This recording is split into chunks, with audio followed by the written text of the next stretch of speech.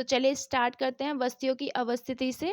तो जो अधिकतर जो बस्तियां हैं वो खास करके नदियों के किनारे या सिंधु नदी के मैदानों के आसपास में बसाई जाती हैं, जहाँ पर जल का स्रोत हो उनके पास में, ठीक है, ताकि वहाँ पे उपजाऊ भूमि मिल सके, नदी मिल सके, व्यापार आसानी से हो सके। और यहाँ पर कुछ बस्तियाँ शुष्क मरुस्थल के किनारों पर भी बसाई जाती हैं, जैसे कि ईरान की सीमा के पास में एक मकरान तट है। वहाँ मकरान तट पर सूत का गैंडोर जगह है, घास के मैदानों में सोरतुगई है, ठीक है? तो ये बस्तियाँ यहाँ पर बसाई जाती थी। तो अलग-अलग जगह थी बस्तियाँ बसाने के लिए, चाहे घास के मैदानी क्षेत्रों में हो, चाहे शुष्क मरुस्थलों के किनारे के आस-पास हो या सिंध के उपजाऊ मैदानों के आस-पास हो। ये स्थान जो थे जो अभिजात वर्ग लोग थे ना, उनकी आवश्यकताओं को ध्यान में रख कर के बसाई जाती थी, ताकि उनको कोई कमी महसूस ना हो या उनको कोई भी संसाधन की कमी ना हो। इसी वजह से ये बस्तियाँ इन इन इलाकों के आस-पास बसाते थे। उदाहरण के लिए यहाँ पे दे रखा है, जो सोरतुगई से क्या मंगवाते थे, लार्ज की खुदाई हो सके, इसलिए वहाँ पर बस्तियाँ बसाई जाती थी। और जो वहाँ पे आस-पास नदी है, वहाँ से सोना निकालने के लिए या छानने के लिए नदियों से, इसलिए वहाँ पे बस्तियाँ वगैरह बसाई जाती थी। तो मकरान तट पर एक बालाकोट है और गुजरात में नागेश्वर है, वहाँ से शंख से चूड़ियाँ बनाने के लिए वहाँ पे बसाई गई थी न बस्तियाँ। और सूत का गैंडोर फारस की खाड़ी जाने वाली नाव का बंदरगाह था। तो ओवरऑल कह सकते हैं कि ये जो अलग-अलग क्षेत्र पर जो बस्तियाँ बसाई जा रही है, वो अपने अर्थव्यवस्था को बूस्ट करने के लिए या आर्थिक चीज़ों को प्राप्त, आर्थिक रूप से जो संसाधन हमें उपलब्ध हैं या फिर जो हमारे लिए इम्पोर्टेंट है, जिनका हम व्यापार कर सकते हैं या चीज़ें बना सकते हैं, वहाँ पर बस्तियाँ लोग बसाते थे। ख़ास करके ये जो अमीर जो अभिजात वर्ग थे, वो लोग इन पर ज़्यादा ध्यान देते थे, ठीक है? और जो हड़प्पा बस्तियाँ जो थी वो 2 तरह की हो सकती थी। एक तो अ, कृषक बस्तियाँ हो सकती थी, कृषक और पशुपालक के गाँव वगैरह। और दूसरी थी जो कम कीमती पत्थरों के खनन के लिए, पत्थर के औजार बनाने के लिए, कारखानों के स्थल व्यापार और सीपों का कलेक्शन करने के। देखो, कई सारी बस्तियाँ हैं यहाँ पे, जैसे कि हमारे या तो वो एक तो कृषक या पशुपालक के गाँव हुआ करते होंगे, वो बस्तियाँ होती होंगी। दूसरी बस्तियाँ वो होती होंगी जहाँ पर कारखाने वगैरह व्यापारिक चीज़ें वो बनती होंगी, ठीक है? या कम कीमती पत्थर हो या खनन वगैरह के लिए कुछ भूमि हो, ज़मीन हो, वो वहाँ पर कारखाने वगैरह बनाए जाते थे, ताकि वहाँ पे जो भी चीज़ें हैं ना उनका यूज़ कर सकें, ठीक है? समुद्र के आस-पास में बस्तियाँ बसाई जाती थी, ताकि समुद्र से सीपियाँ वगैरह निकाली जा सकें, ठीक है? औज़ार बनाने के लिए कारखाने वगैरह बनाए जाते थे, ठीक है? और बसावट के कारण, यानी कि लोग यहाँ इन बस्तियों में क्यों रहा करते होंगे, एक तो ब देखो, आस-पास में वहाँ बस्तियाँ बनेंगी जहाँ पर पानी उपलब्ध हो, नदी हो या झील हो, वहाँ पर बस्तियाँ बनेंगी। खेती के लिए उपजाऊ भूमि मिल जाएगी उन्हें, व्यापार के लिए आसान मार्ग यानी कि जलमार्ग का यूज़ होना होना ईज़ी रहेगा।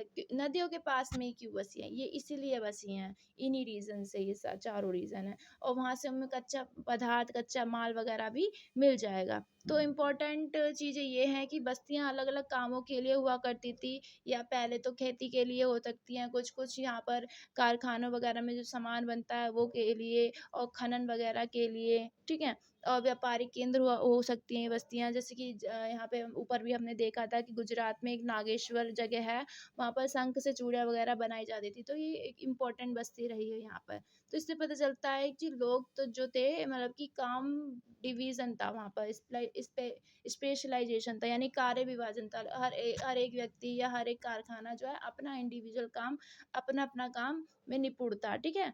तो व्यापार से जुड़ी बातें क्या हैं, जो हड़प्पा सभ्यता में जो जलमार्ग से व्यापार होना स्टार्ट हो गया था, और मेसोपोटामिया तक इसका संपर्क बिल्कुल था ही था। और पहले जो था स्थल मार्गों का यूज़ होता था, अब धीरे-धीरे क्या हुआ, वो कम होता चला गया, समुद्री मार्गों का यूज़ जो था धीरे-धीरे बढ़ता चला गया। तो बस्तियाँ जो थी एकदम सोच समझ कर बसाई जाती थी, जहाँ से उन्हें लाभ प्राप्त हो।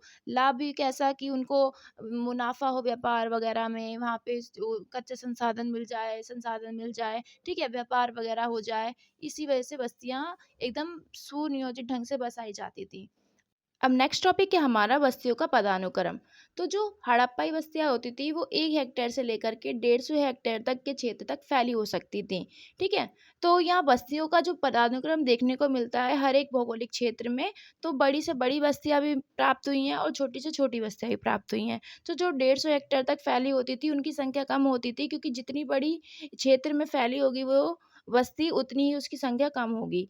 तो मोहनजोदड़ो एक ऐसी बस्ती थी जो कि 150 हेक्टेयर तक के क्षेत्र में फैली हुई थी। कुछ बस्तियां थी, जो 8 बस्तियां थी वो 10 से 50 हेक्टेयर के बीच में फैली थी, और 20 बस्तियां 5 से 10 हेक्टेयर के बीच में, और 44 बस्तियां 1 से 5 हेक्टेयर तक के क्षेत्र में फैली हुई थी। तो जो मझोले आकार की बस्तियां होती थी वो स्थानीय अर्थव्यवस्था का केंद्र बिंदु हुआ करती थी। वे गाँव को धातु और जो कीमती पत्थर की आपूर्ति करती थी, और ये जो मझोली बस्तियां थी वो दूर दराज से जो दुर्लभ चीज़ें हैं, जो कीमती चीज़ें हैं, कीमती धातु हैं, उनकी प्राप्ति के लिए वो बड़ी-बड़ी जो बस्तियाँ थी उन पर निर्भर रहा करती थी। माना जाता है मोहनजोदड़ो की जो आबादी थी वो 35,000 के आसपास थी, और इतनी बड़ी संख्या गाँव में तो रह नहीं सकती है। तो एक स्थान पर अगर इतने अधिक लोग रह रहे हैं तो वहाँ की प्रशासन, धार्मिक कार्यकलाप, व्यापार, हस्त उत्पादन, ये सारे कार्य भी हुआ करते होंगे, तो इनकी व्याख्या भी ज़रूरी हो जाती है।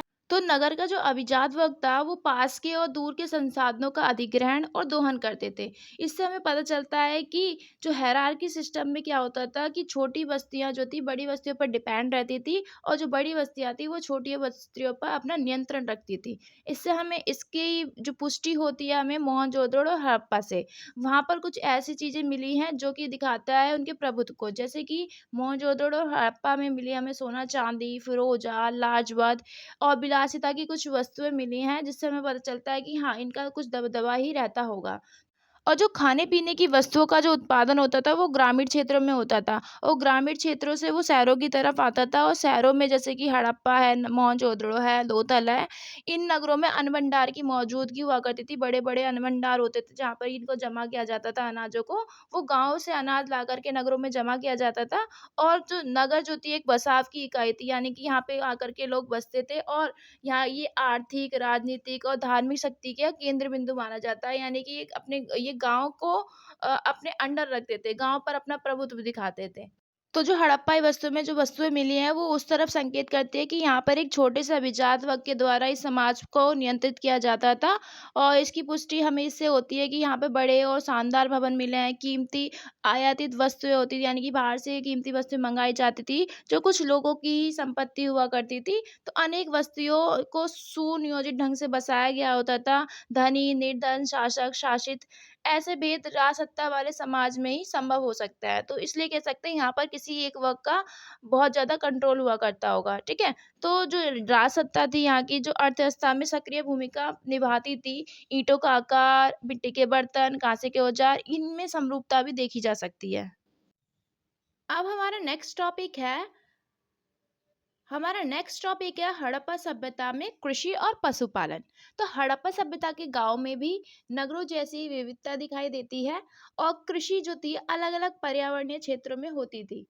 तो जो यहाँ पर लोग यूज करते थे, जो प्रारंभिक हड़प्पा काल था ना, वहाँ पर कृषि तकनीक का होता था, एक अच्छी प्रौद्योगिकी का यूज होता था। तो जैसे कि यहाँ पर हल का यूज होता था उत्पादन को बढ़ाने के लिए, कुएँ और सिंचाई व्यवस्था थी अच्छी खासी पानी की सुविधाओं के लिए, यानी कि खेतों में सिंचाई वगैरह करने के लिए ये कुएँ वगैरह बनाए गए थे। कुछ स्थानों पर नहर भी मिलती है, जैसे कि सोरतुगई में एक नहर मिली है, और ऐसी जो नहरें हैं दूसरी बस्तियों में भी बनाई गई होंगी। तो अनेक प्रकार के अनाजों का यहाँ पे साक्ष्य मिलते हैं। तो जैसे कि एक रबी फसल थी, खरीफ फसल थी। रबी फसल में गेहूँ, जौ, चना, दालें, अलसी, राई, ये सब था, और खरीफ फसल में बाजरा, रागी, ज्वार, तिल और कपास ये लोग उगाते थे। तो पालतू पशु में भी कुछ पशु बहुत ज़्यादा इम्पोर्टेंट थे, जैसे कि बैल था, वो हल और गाड़ी खींचने में काम आता था, और जो गाय थी वो दूध देती थी। तो इनका प्रयोग दूध का यूज़ करने के लिए किया जाता था। तो भेड़ों का जो उपयोग था ऊन और मांस के लिए किया जाता था, और बकरी वगैरह का यूज़ मांस वगैरह के लिए किया जाता था। तो यानी कि अलग-अलग जानवर जो थे अलग-अलग पर्पज़ से यूज़ किए जाते थे यहाँ पर। तो घुमंतू पशुपालन भी हुआ करता था, ये भी एक महत्वपूर्ण तत्व रहा है अर्थव्यवस्था का। वे लोग क्या करते थे, भेड़-बकरियाँ, मवेशियों के झुंड वगैरह पालते थे और इन पशुओं से वो भी जो भी खाद्य सामग्री है, जो भी चीज़ें प्राप्त होती है उसका यूज़ करते थे और उससे क्या होता था, और फिर कृषि की उत्पादकता के लिए भी महत्वपूर्ण था। और आज भी लोग पशु वगैरह का यूज़ करते हैं खेती वगैरह के लिए भी, अपने खाद्य सामग्री के रूप में भी। तो हड़प्पा की दुनिया में ऐसे अनेक साक्ष्य मिलते हैं, जैसे कि फसलें सूखे और पाले से मारी गई। तो कुछ हमें ऐसा भी पता चलता है कि यहाँ पर पाला भी पड़ा होगा, सूखा भी पड़ा होगा, जिसके कारण क्या है, फसलें वगैरह नष्ट भी हो चुकी थी। ठीक है? तो ऐसे समय में घुमक्कड़ जो पशुपालन थे बहुत ही ज़्यादा उपयोगी रहता है, क्योंकि वो अगर मान लो एक जगह कृषि पूरी तरह नष्ट हो गई है, तो वो दूसरे स्थान पर अपना जीवन यापन, अपने पशु को चरा सकते हैं। तो ये एक इम्पोर्टेंट रोल हो जाता है घुमक्कड़ पशुपालन का। लेकिन इन समुदाय के बारे में ज़्यादा जानकारी नहीं प्राप्त हो सकी है, सीमित जानकारी इनके बारे में प्राप्त है। तो हड़प्पावासी मछली भी खाते थे और शिकार का मांस भी, जिनकी हड्डियाँ हमें आस-पास की वस्तुओं में मिली है। ठीक। अब हमारा नेक्स्ट टॉपिक है नगर योजना, अर्बन प्लानिंग। तो जो हड़प्पा और मोहनजोदड़ो थे या उनके जैसी अनेक बस्तियां थी, वो सुनियोजित ढंग से बसाई गई थी। वहां पर आवास, सड़क, नालियां एकदम प्लान तरीके से बसाए गए थे। ठीक है? और ये गांव से बहुत ही ज्यादा विकसित थे, और ये इन्हें एक पैटर्न के रूप में बसाया गया था, मकानों का एक सुनिश्चित पैटर्न था। ये नगर सुनियोजित ढंग से बनाए जाते थे। इन नगरों का निर्माण पहले हुआ और निवासी बाद में यहाँ पर आए, ये संकेत भी हमें मिलता है। तो अर्थव्यवस्था सीमित परिवारों की दुनिया से कहीं बहुत ज़्यादा बड़ी हुई थी, यानी कि पूरा फैला हुआ सिस्टम था यहाँ पर। यहाँ पे ये नहीं था कि घर में जो मुखिया है वो ही सारे परिवार के फैसले लेगा। इसमें क्या होता था, एक प्रशासन होता था, नगर पर शासन करने वाले एक सत्ता होती थी, तो उसके द्वारा ही निर्णय लिए जाते थे। भवन निर्माण की परंपराएं भी कुछ नवीनता थी उसमें भी, यानी कि एक अलग तरीके से घरों को बसाया गया था। बड़े खंबेदार हॉल हुआ करते थे, चौबारे हुआ करते थे, दालान, मोटी दीवारें वाले, दो मंजिला ढांचे वाले एक घर बनाए जाते थे। तो ये परिपक्व हड़प्पा काल की कुछ विशेषताएं रही हैं। तो निर्माण में पहले से योजना और नियम वगैरह होते थे। निर्णय केवल परिवार नहीं लेता था, नगर प्रशासन के द्वारा लिए जाते थे। निर्माण में पक्की सामग्री, ईंटें, पत्थर, लकड़ी, घास की टहनियाँ ये यूज़ होती थी, अच्छे नगरों का विकास या अच्छे घरों का विकास करने के लिए। कुछ हमें स्थान मिलते हैं, जैसे धोलावीरा है जो कि गुजरात में है, वहाँ पे पत्थरों का अधिक यूज़ होता है। और जल निकासी वगैरह एक बहुत इम्पोर्टेंट रही है यहाँ पर, क्योंकि यहाँ पे जल निकासी इतनी अच्छी थी कि यहाँ पे पानी का कोई भराव हो ही नहीं सकता था। ड्रेनेज सिस्टम काफ़ी अच्छा था, ढकी हुई नालियाँ थी, तो स्वच्छता का भी ध्यान बहुत अच्छे से रखा जाता था। घरों से जुड़ी ड्रेनेज प्रणाली थी, कुएँ वगैरह भी अच्छे से मिल जाते थे ताकि हमें पानी की कमी महसूस ना हो उधर साइड में। तो प्रारंभिक आर्थिक संरचना का उदय, यानी कि जो यहाँ पर नगरों को इस तरीके से बसाया गया था कि सभी को सारी सुविधाएं मिल सके, ना पानी की कमी हो, ना रहने सहने की। तो हड़प्पाई नगर और भवनों से हमें ये संकेत मिलते हैं कि यहाँ पर जो लोग थे वो बड़े घरों में रहा करते होंगे, और जो बड़े घरों में रहने वाले लोग थे वो खास करके समृद्ध वर्ग हुआ करता होगा। और वो ग्रेट बाथ में स्नान करता था, यानी कि बड़े बड़े जो स्नानागार होते थे उसमें स्नान करता था। और जो छोटे छोटे जो लोग थे या दूसरे लोग थे, वो छोटी छोटी बैरकों में रहा करते थे। तो ये बैरकों में ज़्यादातर नौकर चाकर की श्रेणी वाले लोग ही आते होंगे। तो हम कह सकते हैं जो हड़प्पाई नगरीय जीवन था, एक वर्गीकृत समाज के उदय को दर्शाता है। यहाँ पे वर्ग विभाजन कह सकते हैं यहाँ पर। और जो शासक और सामान्य लोगों के बीच में थोड़ा सा अंतर यहाँ पर मौजूद था, जिसमें धनी निर्धन का, शासक और शासित का एक हायरार्की सिस्टम यहाँ पर देखने को मिल जाता है। अब हमारा नेक्स्ट टॉपिक है हस्तशिल्प में विशेषीकरण। तो हड़प्पा सभ्यता की सबसे बड़ी विशेषता है विशेषीकृत शिल्प। ठीक है? तो ये माना जाता है कि नगर जब नहीं बना था तो पुराने टाइम पे क्या करते थे लोग, खेती करते थे, आगे तक संग्रह का काम करते थे और जो भी फालतू समय बचता था वो व्यक्ति अपने शौक पूरे करते थे। अब उस शौक में क्या करते थे, वो पत्थरों के सुंदर औजार बनाते थे, टोकरे बुनते थे और कभी-कभी वो जो हस्तशिल्पी होते थे वो गाँव के दूसरे व्यक्तियों से अपनी वस्तुओं का आदान-प्रदान करते थे, अदला-बदली करते थे। तो कभी-कभी ऐसी परिस्थितियाँ बन जाती थी, वो अन्न उत्पन्न नहीं कर पाते थे या अन्न उत्पन्न ही नहीं करते थे, तो वो क्या करते थे, वो ऐसी गतिविधियों में लगे होते थे और जैसे कि मान लो नॉर्मल शिल्प उत्पादन, तो खाद्य उत्पादन के अलावा और भी अन्य काम में लगे हो जाते थे वो। तो नगर के उदय के साथ ही जो हस्तशिल्पियों का ऐसे समूह का उदय हो जाता है, जो बाज़ार में वस्तुओं को खरीदता और बेचकर अपनी आवश्यकताओं को पूरा करता था। और इनकी संरक्षा कौन करता था, इनकी सुरक्षा कौन करता था? जो बड़े प्रतिष्ठित धनी शक्तिशाली वर्ग हुआ करते थे, जो व्यक्ति हुआ करते थे, वो इनके संरक्षक हुआ करते थे। तो इन शक्तिशाली लोगों को समाज में प्रतिष्ठा बढ़ाने के लिए कीमती पत्थर, गहने, हस्तशिल्प की ज़रूरत होती थी। तो ये शक्तिशाली व्यक्ति दूर के स्थानों से कीमती पत्थर मंगवाते थे, जिन्हें फिर जो हस्तशिल्पी होते थे, तराशते थे, नया डिज़ाइन देते थे। इसी वजह से ये जो धनी वर्ग था ना, इन लोगों को संरक्षक देता था। संरक्षक के रूप में कार्य करते थे जो धनी व्यक्ति थे, क्योंकि इनसे ही काम लेना होता था इन्हें, इसी वजह से। तो अपनी प्रतिष्ठा को बढ़ाने के लिए तो अनेक जो हस्तशिल्पियों ने अपने लिए खाद्य उत्पादन बंद कर दिया था और वो अनाज पैदा नहीं करते थे, अब वो अन्य कामों में संलग्न हो जाते थे। अब वो इसका मतलब विशिष्टीकरण का मतलब ये है कि कच्चा माल और खाद्यान्न पाने के लिए वे दूसरों से अपने माल का विनिमय करते थे। यानी कि वो अब ऐसे काम में लगे होते थे कि वो खाद्यान्न यानी खाने-पीने की वस्तुएँ या कच्चा माल पाने के लिए वो दूसरी चीज़ों को बेचेंगे, विनिमय करेंगे, अपने मालों को बेचेंगे और उनसे दूसरी वस्तुएँ प्राप्त करेंगे।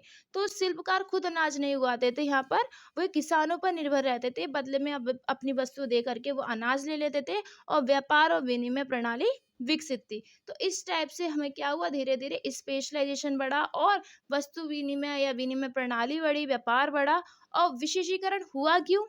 तो समाज में जो अमीर वर्ग थे, जैसे मैंने ऑलरेडी डिस्कस कर लिया कि समाज में जो अमीर वर्ग थे, अपने आप को क्या दिखाना चाहते थे? शक्तिशाली दिखाना चाहते थे या सुंदर वस्तुओं की उन्हें ज़रूरत हुआ करती थी। इसलिए कारीगरों ने विशेष वस्तु बनाना स्टार्ट कर दिया, कीमती पत्थर दूर-दूर से मँगवाए जाते थे, यह भी हमने पढ़ा ही है।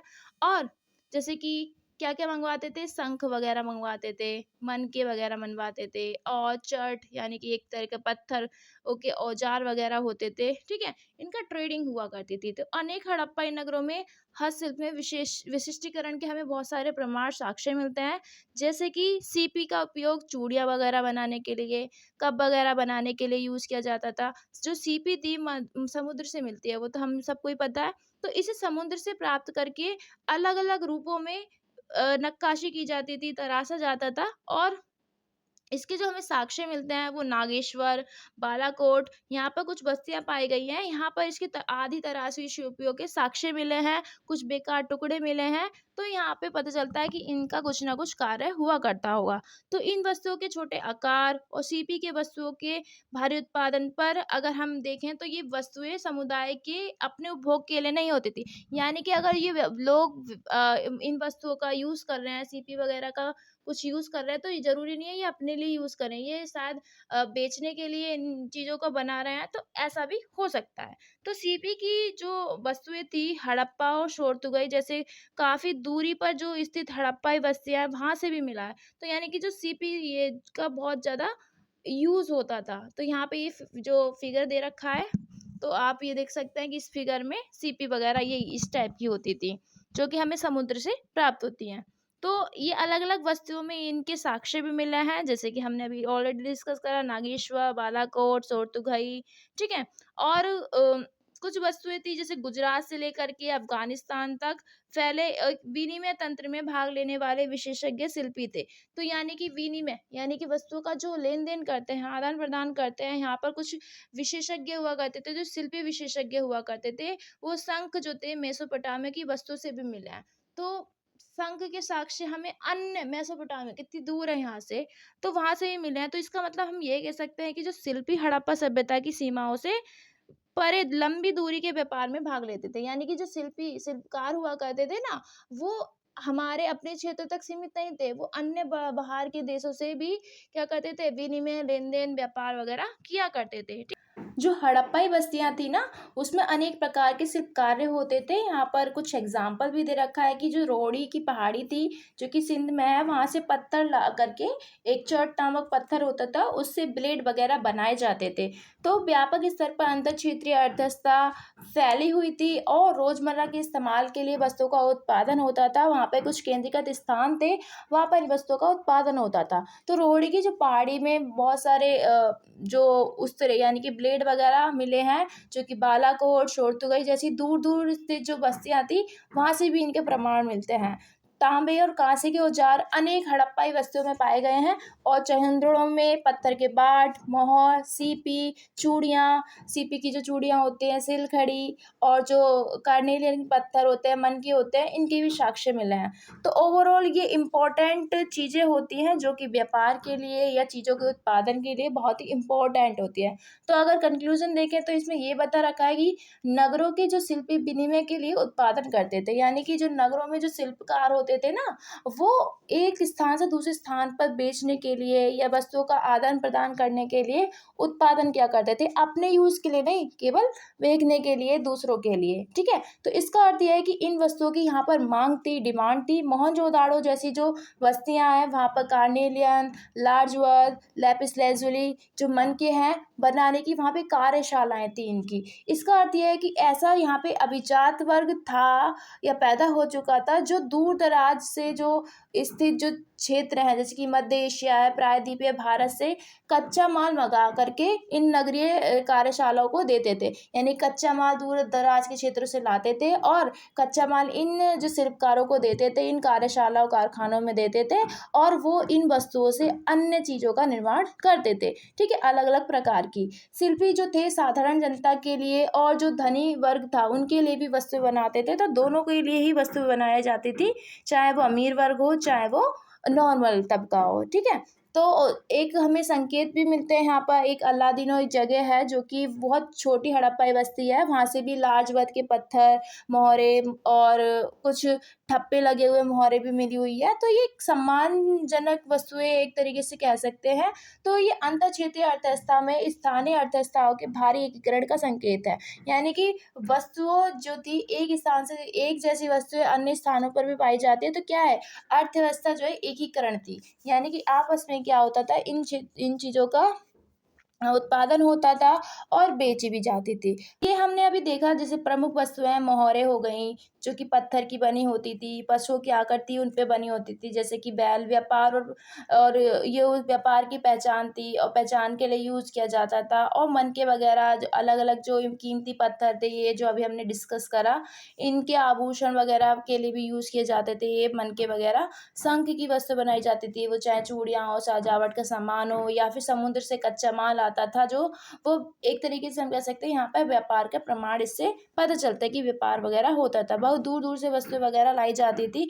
मेसोपोटामिया तक हड़प्पा की वस्तुएँ की पहुँच थी। तो लंबी दूरी से व्यापार होता था, धातु तकनीक का यूज़ होता था, नई तकनीकों का यूज़ होता था और कोल्ड हैमरिंग यानी कि धातु को ठंडा करके पीट करके आकार देना होता था और मोम से साँचा बनाकर धातु ढालना। यानी कि अब देखो, किसी भी चीज़ की आकृति को देने के लिए साँचे वगैरह का यूज़ किया जाता था। धातु को ठंडा ही पीटना होता था ताकि उसका वो आकार ले सके, खुले साँचों का यूज़ किया जा सके। तो अगर हम कहें कि नगर से पहले जो चरण था, जैसे मेहरगढ़ की बस्तियाँ थी, वहाँ पे तांबे का यूज़ भी मिलता है, तांबे और कांसे का यूज़ मिलता है। तो धातु से बनी वस्तुएँ जैसे औज़ार है, गहने हैं, सोना चाँदी से के प्रमाण मिलते हैं, लेकिन कम मिलते हैं। उससे वो लोग गहने वगैरह बनाने के लिए यूज़ किया करते थे। तो ये लोग चूड़ियाँ और छेनी बनाने के लिए भी इसका यूज़ करते थे और ये बहुत दुर्लभ वस्तु होती थी, ये इम्पोर्टेंट थी, कम भी थी।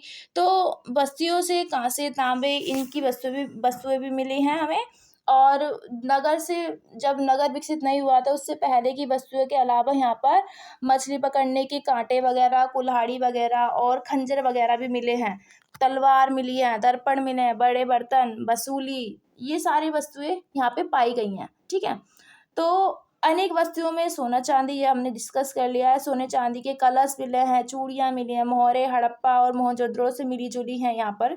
तो सोने से मनके वगैरह के बालों को सजाने के लिए गहने वगैरह, सोने के तार, लॉकेट अनेक स्थलों से ये चीज़ें पाई गई हैं। तो धातुओं का एक यूज़ ब्रॉड लेवल पे कह सकते हैं, बट सोने-चांदी का कम होता है, तांबे का, काँसे का ज़्यादा देख सकते हैं यहाँ पर। अब आता है हमारा धातु कर्म और शिल्प विकास। यानी कि जो धातु जो मेटल का यूज़ होता था वो लोग एक तरीके जो हड़प्पावासी थे वो उससे औजार, मनके और गहने वगैरह बनाते थे। तो कार्निलियन के जो पत्थर हैं उनके मनके वगैरह है बहुत ज़्यादा प्रसिद्ध थे, फ़ेमस थे और ये लंबे बेलनाकार होते थे। इनमें छेद किए जाते थे, शंख को काट कर बनाया जाती थी। चूड़ियाँ, कंगन, कप वगैरह बनाए जाते थे शंख को काट कर के। और अन्य उपयोगी चीज़ें जैसे कि सेलखड़ी जो पत्थर है, लाल पत्थर है, कई प्रकार के कीमती पत्थर जो होते थे, इनसे बहुत सारी वस्तुएँ बनाई जाती थी। इनसे मनके, मोहरे, गहने, विलासिता की अनेक वस्तुएँ बनाई जाती थी। ठीक है? तो ओवरऑल कह लें कि इतनी इम्पोर्टेंट सामग्री पाई गई है यहाँ पर और ये छोटी-मोटी चीज़ें जो रोज़मर्रा की चीज़ें हैं या फिर इम्पोर्टेंट पत्थर्स हैं, महँगे पत्थर्स हैं, इनसे अन्य शिल्पकारी चीज़ें बनाई जाती थी। अब जो ये लंबी दूरी के व्यापार होते थे, उसके बारे में पढ़ लेते हैं। तो मेहरगढ़ जो कि प्रागैतिहासिक काल की बस्ती है, उस टाइम पर भी दूर-दराज के क्षेत्रों से कीमती पत्थरों को मँगवाया जाता था, उसके साक्ष्य हमें देखने को मिलते हैं और जैसे-जैसे हड़प्पा नगरों का उदय हुआ, उसी के साथ-साथ व्यापार मार्गों को भी पुनर्गठित किया जाने लगा। जैसे कि अफ़गानिस्तान से क्या आता था, लार्जवत का पत्थर आता था, उस क्षेत्र को बसाया गया, उस क्षेत्र में बस्तियाँ बसाई गई। शोरतुगई में एक हड़प्पाई बस्ती बसाई गई थी।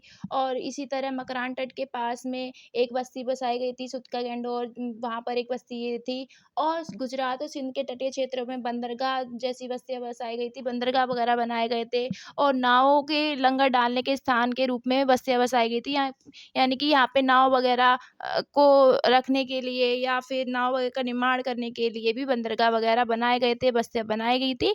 तो हड़प्पा सभ्यता के समकालीन एक सभ्यता थी मेसोपोटामिया की, तो उसके जो नगर थे, वहाँ से व्यापारिक संबंध मौजूद थे हड़प्पा वासियों के साथ में मेसोपोटामिया के। तो यहाँ पे विद्वान कहते हैं कि जो मेसोपोटामिया वासी जो लोग थे, हड़प्पा सभ्यता को मेलुआ के नाम से जानते थे। तो मेसोपोटामिया के जो राजा थे, वो ये कहते थे कि मेलुआ की जो नावें हैं, उनके नगरों तक हाथी दाँत, सोना, कार्नेलिया के पत्थर, लार्जवत लेकर आते हैं। तो वहाँ की जो हड़प्पा की जो लिपि है उ उन मोहरों से होती है यानी कि वहाँ पर कुछ मोहरें मिली हैं मेसोपोटामिया में हड़प्पा की, तो इससे पता चलता है कि व्यापार वगैरह होता होगा, ठीक है? और यहाँ पर मेसोपोटामिया की शाही कब्रों में हड़प्पा के शंख भी मिले हैं, कार्नेलिया के मनके भी मिले हैं। तो हड़प्पाई बंदरगाह जो इम्पोर्टेंट जो था लोथल वगैरह जो कि एक गोदीवाड़ा था, उसकी जो खोज की गई तो हड़प्पा वासियों के यहाँ पे व्यापार वगैरह के संकेत भी मिले हैं। तो ओवरऑल कह सकें यहाँ पे जो मोहरें वगैरह मिली हैं ना, वो हमें ये बताते हैं कि यहाँ से भी एक स्थान से दूसरे स्थान पर व्यापार वगैरह होता था। यहाँ पे अनेक छोटी-मोटी मोहरें भी मिली हैं, जिनका लोथल में बंधे बताए सामानों पर उपयोग किया भी जाता था और लोथल में ऐसी मोहरें भी मिली हैं, जिनका स्रोत जो है फ़ारस की खाड़ी के क्षेत्र में था। यानी कि कुछ मोहरें फ़ारस की खाड़ी के क्षेत्रों के क्षेत्रों से भी आई हुई लगती हैं और कुछ हड़प्पा वाली बाहर क्षेत्रों में गई हुई भी लगती हैं। तो नगरों का उदय का अर्थ ये था कि परिवर्तन हो रहा था, नगर शिल्प के विशिष्टीकरण का केंद्र बनना था क्योंकि नगरीय जो नगर में क्या थे एक अभिजात वर्ग था और वो इन वस्तुओं की डिमांड कर रहा था जो शिल्पकारी उत्पादन करते थे। नगर के ये जो अभिजात वर्ग थे वो शिल्प वगैरह के कामों के लिए कच्चे माल को बाहर से मंगवाते थे और नगरों में लाखों वर्ग किलोमीटर क्षेत्र में फैले अलग-अलग जो कारखाने थे उनको जोड़ने वाली अर्थव्यवस्था भी धीरे-धीरे विस्तार कर रही थी क्योंकि देखो इम्पोर्टेंट जो पत्थर हैं या फिर कोई भी इम्पोर्टेंट चीज़ें हैं बाहर से जो मंगवा रहे हैं उनको वो कच्चा माल के रूप में आती थी वो और वो हम कारखानों में बेचते थे और वहाँ से जो अभिजात वर्ग लोग थे एक बना-बनाया सामान उनसे ले लेते थे। तो इस तरीके से अर्थव्यवस्था का विस्तार होता नगरों में, वास्तुकला का, नगरीय कला का, ठीक है? ये शान-ओ-शौकत के लिए यूज़ होते थे और धीरे-धीरे क्या हुआ जो नगर थे शक्ति के केंद्रीकरण का एक रूप बन गए थे और धीरे-धीरे ये इनमें थोड़ा विभाजन भी स्टार्ट हो गया था लोगों में असमानता भी उत्पन्न हो रही थी। अब जो लोग थे, अभिजात वर्ग या जो थोड़े अमीर वर्ग के लोग थे, वो अपना प्रभुत्व दिखाते थे, जो निम्न तबके के लोग थे उन पे। तो विभाजन वगैरह भी स्टार्ट को देख सकते हैं। तो नगर की विशेषता ये है कि ओवरऑल कि यहाँ पे अर्थव्यवस्था का केंद्र बिंदु बन गया था, कला और वास्तुकला का विकास होने लग गया था, अमीर-गरीब के बीच का अंतर स्टार्ट हो गया था और पहले जो वस्तुएँ सभी को मिलती थी, अब वो केवल अमीर तबकों तक ही सीमित हो गई थी। ठीक है?